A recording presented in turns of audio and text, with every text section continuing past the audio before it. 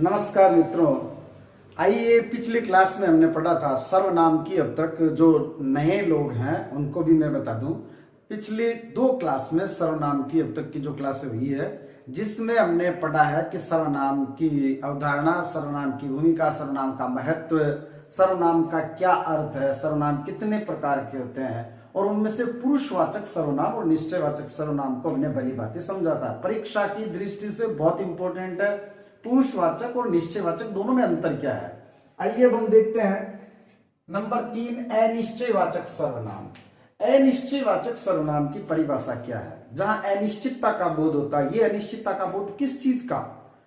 जिस संज्ञा या जिस वस्तु के स्थान पर जो सर्वनाम प्रयुक्त होता है और वो यदि उसकी निकट या दूर की स्थिति का बोध भी नहीं करवाता, और साथ में किसी एक पर्टिकुलर निश्चयवाचक सर्वनाम में निश्चित होता है कि यह किसके स्थान पर आया, लेकिन अनिश्चयवाचक सर्वनाम में ऐसा नहीं होता। जैसा कि अनिश्चयवाचक सर्वनाम में आप देख पा रहे हैं कोई और कुछ, ये 2 मूल जो सर्वनाम है उनमें जो मूल 11 सर्वनाम है जो कामता प्रसाद गुरु ने बताए, उन मूल सर्वनामों में कोई और कुछ, इन कोई और कुछ में से कोई जो है वो सजीव के लिए आता है। जैसे कोई आ रहा है तो निश्चित है वो सजीव है। कुछ दाल में कुछ गिर गया है तो वो जो कुछ शब्द है वो निर्जीव है। ये ध्यान रखना है। जब हम क्रिया विशेषण पढ़ेंगे उस समय ये भ्रांति होती है, बहुत सारे लोग जो है वो कुछ को क्रिया विशेषण मान लेते हैं। ये क्रिया विशेषण के रूप में प्रयुक्त नहीं होता है। कुछ जो शब्द है तो कोई सजीव के लिए, कुछ निर्जीव के लिए। आइए कुछ ऐसे सर्वनाम पर चर्चा करते हैं जो इन्हीं से ही बनते हैं, जो मूल सर्वनाम में काउंट नहीं होते हैं लेकिन फिर भी वो सर्वनाम है। जैसे किसी, इसी तरह से किन्हीं, जब बहुवचन होता है तो किन्हीं, किसी, किन्हीं, इस तरह के सर्वनाम भी अनिश्चयवाचक सर्वनाम होंगे। एक हम आगे पढ़ेंगे किस, ये प्रश्नवाचक है। आपको ये किसने बताया, तो किस जो है वो प्रश्नवाचक है, लेकिन किसी ने बताया ये प्रश्न नहीं पूछा हुआ है, तो ये अनिश्चयवाचक सर्वनाम। जिन सर्वनामों को हमने पढ़ा था उनमें से नंबर 3 ये अनिश्चयवाचक सर्वनाम है। आगे देखते हैं जो नंबर 4 है। चौथा जो सर्वनाम है वो है प्रश्नवाचक, और प्रश्नवाचक में वे शब्द शामिल होते हैं। प्रश्नवाचक में जिस तरह से इंग्लिश में WH वर्ड होते हैं, हिंदी में उनको ककार कहा जाता है। कैसे आरंभ होने वाले जो प्रश्न बनाते हैं, और उनमें है जो किसी संज्ञा या वस्तु के स्थान पर वे शब्द जो प्रश्न का निर्माण कर देते हैं। जैसे कौन, क्या, कब, कैसे, ये इस तरह के जो सर्वनाम होते हैं, कौन, क्या, कब, कहां, क्यों, इस तरह के जो शब्द होते हैं वो प्रश्नवाचक। अब बात करते हैं मूल जो सर्वनाम है, जो 11 सर्वनाम। आपको पता होना चाहिए कि मूल सर्वनाम में कौन कौन से सर्वनाम कितने होते हैं? 11। सर्वनाम के कितने भेद हैं या सर्वनाम के कितने प्रकार हैं? तो 6 बताने हैं। तो कौन, क्या, ये मूल सर्वनाम में है, लेकिन इनके अलावा जो इस तरह के शब्द हैं जो ककार हैं वो भी सर्वनाम में काउंट होंगे। अगला जो सर्वनाम है नंबर 5, वो है संबंधवाचक। पिछला वीडियो अगर किसी ने, पिछली क्लास यदि आपने देखी है, तो संबंधवाचक सर्वनाम जो 5 व्यक्ति मिलकर के ही संबंध तय करते हैं, ऐसा हमने वहां पढ़ा था। तो संबंधवाचक सर्वनाम वो है जो, इसी में हम पढ़ते हैं सो। तो ध्यान ये रखना है कि जो और सो जो है उनमें से कई बार ऐसा भी पूछा जा सकता है कि ये जो है वो संबंधवाचक सर्वनाम है, लेकिन जो सो है वो सह संबंधवाचक सर्वनाम है। सह संबंधवाचक।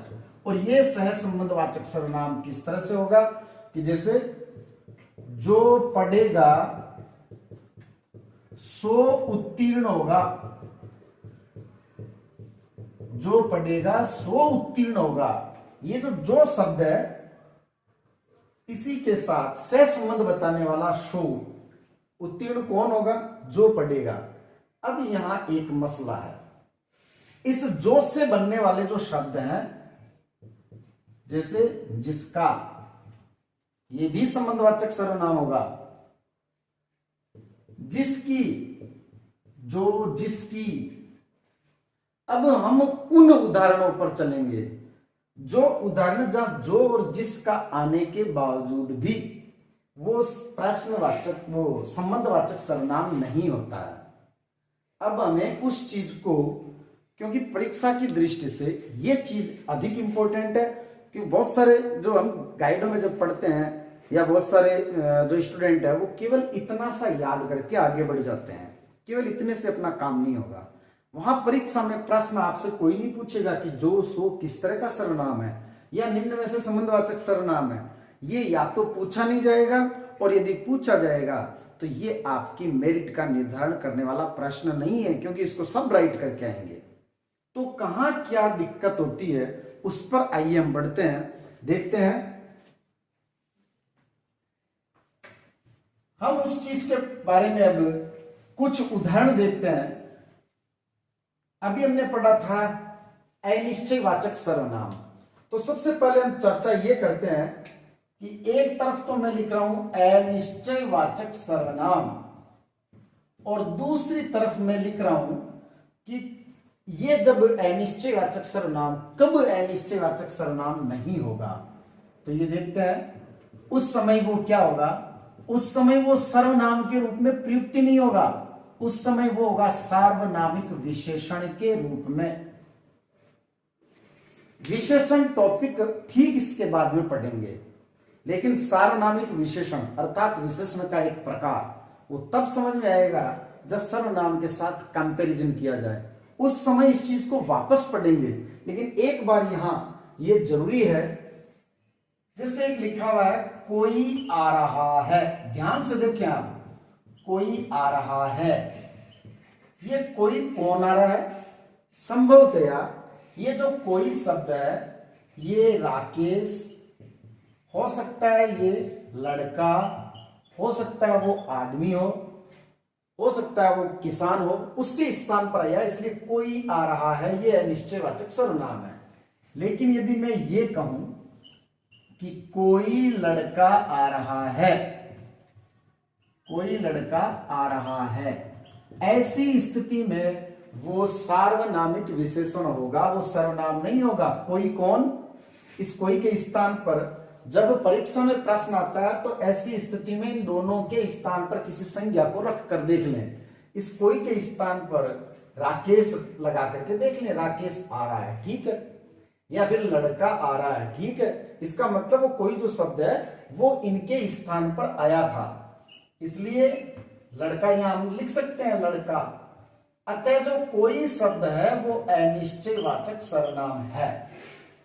अब बात करते हैं, क्या हम इस कोई के स्थान पर लड़का शब्द लिख सकते हैं? लड़का लड़का आ रहा है, राकेश लड़का आ रहा है, गलत हो गया। इसका मतलब ये सार्वनामिक विशेषण है, ये इस लड़का के स्थान पर नहीं बल्कि उसके लिए आया है। सर्वनाम किसी संज्ञा के स्थान पर आता है, किसी संज्ञा के लिए नहीं आता। तो किसी के स्थान पर आना और किसी के लिए आना, दोनों में अंतर है। आइए अब देखते हैं, एक और देखते हैं अपन, जैसे कुछ गिर गया, मान लो अगर ये कोई वाक्य है, कुछ गिर गया। अब यहां कुछ गिर गया, यहां कुछ हो सकता है किसी वस्तु के स्थान पर, तो किसी वस्तु के, वस्तु शब्द के वस्तु गिर गई, इसके स्थान पर मैंने लिख दिया कुछ गिर गया। आगे अपन ये भी बात करेंगे कि सर्वनाम कब, क्योंकि सर्वनाम विकारी शब्द है, उन पर लिंग वचन आदि का प्रभाव पड़ता है, लेकिन लिंग और वचन का प्रभाव जब पड़ता है तो किस तरह से निर्धारण होता है वो हम देखेंगे। क्योंकि समझने वाली बात है, कोई आ रहा है, अरे ये आने वाले अगर एक से ज्यादा हो तो कोई आ रहे हैं, क्या ये परिवर्तित हुआ? तो इस पर अभी बात करेंगे अपन, इस चीज को भी समझना बहुत आवश्यक है। तो कुछ गिर गया, ये किसी वस्तु के स्थान पर आया। अब यदि मैं ये लिखूं कुछ वस्तु गिर गई या कुछ सामान लाओ, यहां जो कुछ शब्द है ये सर्वनाम नहीं है, ये सार्वनामिक विशेषण है। क्योंकि यहां कुछ जिस सामान या वस्तु के स्थान पर आया था, यदि उसको हमने वहां लिख दिया तो सामान सामान लाओ, गलत हो गया वाक्य। इसका मतलब ये सर्वनाम है ही नहीं, ये सार्वनामिक विशेषण है। यदि ये कहें कोई आपके बारे में पूछ रहे थे, कोई आपके बारे में पूछ रहे थे, यहां जो है वो कोई शब्द वो सर्वनाम है। कोई का मतलब हो सकता है कोई व्यक्ति आया था और उस व्यक्ति आपके बारे में पूछ रहे थे, इसके स्थान पर कोई आपके बारे में पूछ रहे थे। अब यदि हमने यहां पर लिख दिया कोई व्यक्ति आपके बारे में पूछ रहे थे, कोई व्यक्ति आपके बारे में पूछ रहे थे, इसका मतलब क्या हो गया? इसका अर्थ ये हो गया कि ये जो कोई शब्द है इसके स्थान पर व्यक्ति लगाया ही नहीं जा सकता। इसका सीधा सा अर्थ ये हो गया कि कोई जो शब्द है वो व्यक्ति के स्थान पर नहीं आया, वो व्यक्ति के लिए आया है, उसकी विशेषता बताने के लिए आया है। अतः ये सार्वनामिक विशेषण है। आइए अब उस चीज पर चर्चा करते हैं। एक बार आप इसका स्क्रीनशॉट लें, उस पर चर्चा करते हैं। जब कोई सर्वनाम उसका वचन या लिंग किस तरह से उसका पता करना है। तो यदि कोई सर्वनाम, यदि मैं ये कहूं कोई आ रहा है, अब ये आने वाला लड़का था, पुल्लिंग शब्द है इसलिए मैंने ऐसा लिखा। यदि ये कहा जाए कि वो लड़की है तो क्या करेंगे? कोई आ रही है, ये लड़की थी और ये स्त्रीलिंग शब्द है। कैसे पता लगा? सर्वनाम का स्त्रीलिंग या पुल्लिंग का निर्धारण क्रिया से हुआ है। अगर ये बहुवचन होता कोई आ रहे हैं, आपसे मिलने कोई आए हैं, तो यहां अब वो लड़का और लड़की दोनों हैं, ये बहुवचन है। यदि प्रश्न पूछ लिया जाए कि ऐसा सर्वनाम जो स्त्रीलिंग पुल्लिंग में भी, एक वचन बहुवचन में भी अपना रूप जो है वो अपरिवर्तित रखते हैं, कौन सा सर्वनाम होगा? अनिश्चयवाचक सर्वनाम। बाकी कुछ इस तरह के सर्वनाम होते हैं वह है एक वचन, बहुवचन होते ही क्या हो जाएगा? वे। इसी तरह से ये एक वचन है, ये बहुवचन है, इनका रूप बदल जाता है, उन्हें, इनका रूप बदल जाता है। तो ये जो है सर्वनाम जिनका रूप बदल जाता है लेकिन कोई कोई रह रहा है, तो इस बात का भी ध्यान रखें। आइए आगे बढ़ते हैं। पांचवा जो सर्वनाम हमने पढ़ा था वो था संबंधवाचक सर्वनाम। इसको भी इस तरह से समझें कि संबंधवाचक सर्वनाम और सार्वनामिक विशेषण में क्या अंतर है। संबंधवाचक सर्वनाम और दूसरा हम पढ़ रहे हैं सार्वनामिक विशेषण, दोनों में क्या अंतर है। यदि हम कहें जो पढ़ेगा सो उत्तीर्ण होगा, जो पढ़ेगा या जो परिश्रम करेगा सो उत्तीर्ण होगा, ये जो कौन? कोई भी लड़का, कोई भी विद्यार्थी, ये उसी के स्थान पर आया, वरना यहां लिखा जा सकता था विद्यार्थी परिश्रम करेगा वह पास होगा या उत्तीर्ण होगा, लेकिन यहां उसके स्थान पर हमने प्रयुक्त कर दिया जो। अब यदि मैं ये लिख दूं, जो लड़का परिश्रम करेगा, अब क्या होगा, ये जो शब्द है ये सर्वनाम नहीं रहा। क्यों नहीं रहा? क्योंकि आगे लड़का शब्द है, ये लड़का के स्थान पर आया ही नहीं, तो जो संज्ञा के स्थान पर नहीं आया वो सर्वनाम भी नहीं है। इसी तरह से जिसकी लाठी उसकी भैंस, जिसकी लाठी उसकी भैंस, ये सर्वनाम है। जिसकी यानी जिस व्यक्ति की, जिस आदमी की, ये किसी आदमी या व्यक्ति के स्थान पर आया है। व्यक्ति की लाठी, लेकिन यह लिखा जिसकी लाठी व्यक्ति के स्थान पर आया है, इसलिए सर्वनाम है। लेकिन यदि हमने इस तरह से कर दिया, जिस व्यक्ति की लाठी या जिस आदमी की लाठी, जिस व्यक्ति की लाठी, यहां जिस जो शब्द है वो अब सर्वनाम नहीं रहा। इस तरह के गंभीर प्रश्न पूछे जाते हैं। इसके बाद में हम पढ़ेंगे निजवाचक सर्वनाम, जो बहुत इंपॉर्टेंट है। उसमें जो एक शब्द है वो इतना इंपॉर्टेंट है, उसके बारे में समझेंगे।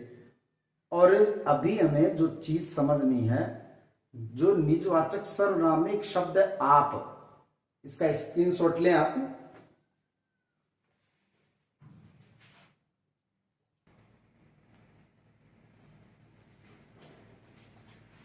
आइए देखते हैं, यदि आपने सर्वनाम का ये पार्ट पढ़ लिया तो बहुत कुछ पढ़ लिया, ये नहीं पढ़ा तो बहुत कुछ छोड़ दिया। निजवाचक सर्वनाम, क्योंकि निज शब्द का अर्थ होता है स्वयं, अपना, खुद का, जो स्वयं के लिए प्रयुक्त हो, अपने आप, स्वयं, खुद। और एक जो बहुत रोचक है वो है आप। सबसे पहले इसको समझते हैं कि आप जो है वो निजवाचक सर्वनाम कैसे होता है। देखो, हम ये इस तरह से कहते हैं, जब किसी बच्चे को कहा जाए कि बेटा खाना खा लो, वो कहता है मैं अपने आप खा लूंगा। अगर उसने कहा मैं अपने आप खा लूंगा या मैं अपने आप खाऊंगा, ऐसा उसने कहा है, तो मैं अपने आप खाऊंगा, यहां अपने आप जो शब्द है उसका अर्थ क्या निकल रहा है? मैं स्वयं या मैं खुद, मैं खुद खाऊंगा, आपको खिलाने की आवश्यकता नहीं है। बहुत सारी जगह इस तरह का पैटर्न है, कई लोग इस तरह से बोलते हैं, मैं आप ही खा लूंगी या मैं आप ही खा लूंगा, मैं आप ही खा लूंगा। यहां जो आप शब्द है उसका अर्थ क्या है? खुद या स्वयं। इसलिए ये कौन सा सर्वनाम होगा? ये सर्वनाम होगा निजवाचक उस स्थिति में। तो ये बहुत इंपॉर्टेंट उदाहरण है, मैं आप ही खा लूंगा। राजा ने जब रानी से या अपनी बेटी से, राजकुमारी से कहा बेटा आप सो जाओ, खूब चला लिया व्हाट्सएप, 12 बज गए, सो जाओ, और उसने कहा हम आप ही खा लेंगे, हम आप ही सो जाएंगे, तो यहां हम का अर्थ बहुवचन नहीं है। जब इस तरह से कहा जाता है, भाषा सेंस का नाम है, रटने का नाम नहीं। उसको, उस सेंस को समझना चाहिए। हम आप ही सो जाएंगे, हम अपने आप चले जाएंगे, कई बार हम ऐसा कहते हैं। हम का प्रयोग कब एक वचन के लिए होता है, और उस स्थिति में कभी उसे बहुवचन नहीं बताया जाना चाहिए। गांधी जी अहिंसावादी थे, और यदि ये कहें कि वे 12वीं कक्षा तक पढ़े थे, तो यहां पर वे शब्द बहुवचन थोड़ी हो गया। आदर देने के लिए हमने वे का प्रयोग किया है, यहां वे शब्द गांधी जी के लिए है जो अकेले थे। मेरे दादाजी एक अच्छे वकील थे, तो ये वो बहुवचन थोड़ी हो गया, एक ही है मेरे दादाजी, क्योंकि हमने थे इसलिए लगाया है क्योंकि रेस्पेक्ट देने के लिए। तो भाषा को उस सेंस के साथ समझना है। मैं आप ही खा लूंगा, यहां आपका अर्थ है स्वयं।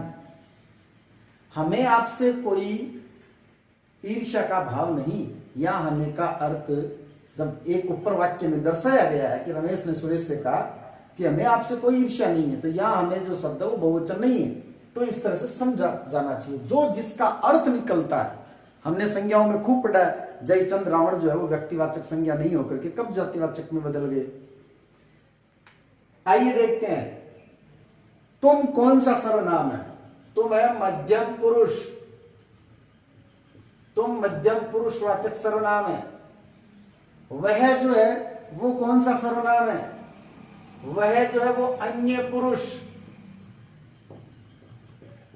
वह निश्चयवाचक सर्वनाम भी है, लेकिन उसकी चर्चा यहां इसलिए नहीं कर रहे हैं क्योंकि निश्चयवाचक सर्वनाम का इसके साथ कोई लिंक नहीं।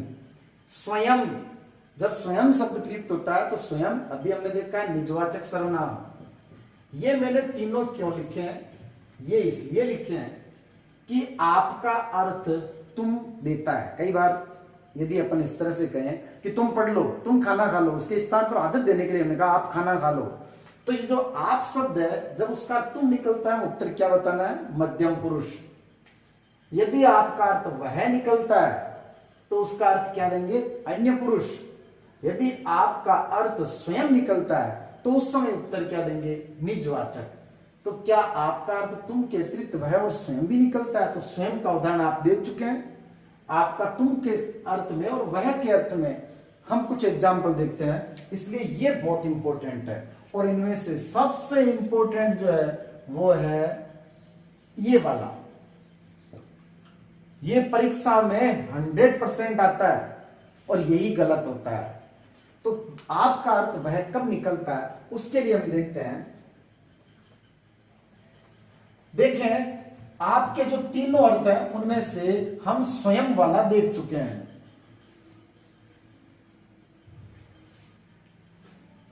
नंबर 1, यदि ये कहा जाए आप खाना खाइए, यहां आपका अर्थ क्या है? तुम, बस केवल आदर देने के लिए। अब एक बहुत महत्वपूर्ण बात, हमने पढ़ा था कामता प्रसाद गुरु ने तुम के स्थान पर तू सर्वनाम बताया था। सबसे पहले क्रिया का प्रयोग देखें इनके साथ। मैं इस तू शब्द को ऊपर लिख रहा हूं ताकि आपको याद करने में सुविधा रहे। जब वाक्य शुद्धि में पूछा जाता है तो इस तरह से होना चाहिए, तू पढ़, तुम पढ़ो और आप पढ़िए।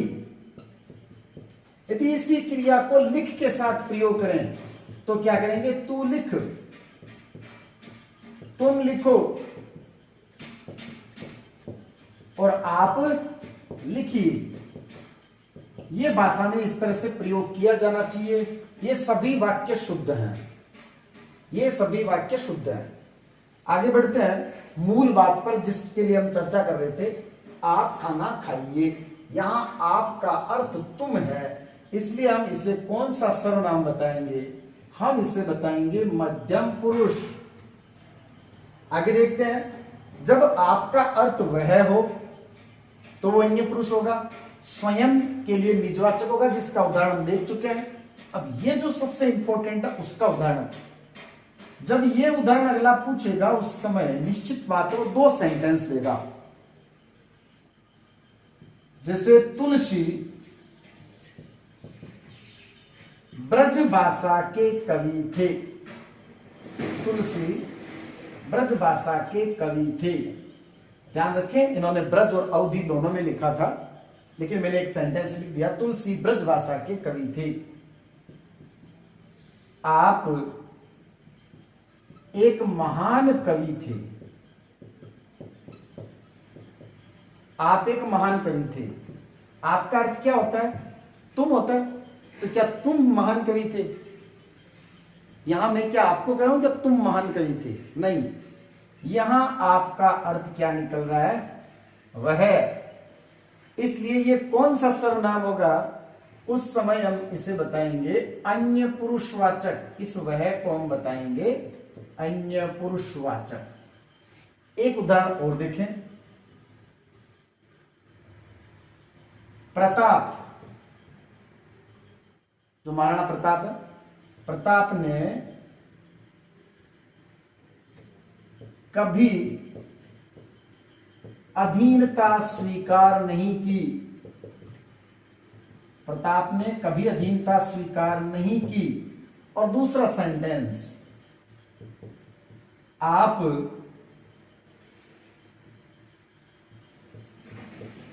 हल्दी घाटी युद्ध में विजयी रहे। तो आप हल्दी घाटी में आप रहे थे क्या विजय? नहीं। आप जो शब्द है यहां इसका अर्थ है, इसलिए ये कौन सा होगा? ये होगा अन्य पुरुषवाचक सर्वनाम। ये अंतर होता है।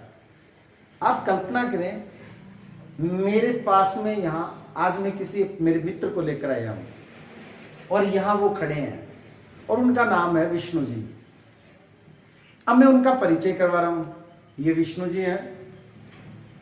आप शुरू से भी बहुत परिश्रमी रहे और आप वर्तमान में कॉलेज लेक्चरर हैं। तो अब जो आप शब्द है, मैं आपको थोड़ी कह रहा हूं कि आप कॉलेज लेक्चरर हैं। यहां आपका अर्थ क्या हो गया? वह, यानी यह जो मेरे पास में खड़े हैं। तो यहां ऐसी स्थिति में वह का अर्थ अन्य पुरुष, ये आपका अर्थ जो है वो अन्य पुरुष के रूप में, वह के रूप में प्रयुक्त होने के कारण से वो अन्य पुरुष कहलाता है। ये है सर्वनाम, 6 सर्वनाम। इसके बाद में अगली क्लास में मैं कुछ 15, 20, 25, 30 एग्जाम्पल लेकर के आऊंगा और जितने भी जो सर्वनाम हैं उन सब के बारे में हम अभ्यास करेंगे कि सर्वनाम को किस तरह से छांटा जाता है, किस तरह के प्रश्न। और इस तरह के प्रश्नों की जो सर्वनाम की, क्योंकि इसकी क्लास पहले हो चुकी है, वहां हम आगे चल रहे हैं, यहाँ थोड़ा पीछे चल रहे हैं, तो उसकी हम वहां आप देखें डिस्क्रिप्शन में दी हुई है टेस्ट सीरीज, जिसके अंदर सर्वनाम का टेस्ट जो है वो आप जरूर देखें। और उसके बाद में सर्वनाम के बाद में क्रिया तक वहां पहुंच गए हैं, तो उसके बाद में आगे धीरे धीरे जो है वो नेक्स्ट आते रहेंगे। टेस्ट सीरीज के लिए आप डिस्क्रिप्शन में जो व्याकरण का लिंक है वो देखें। धन्यवाद।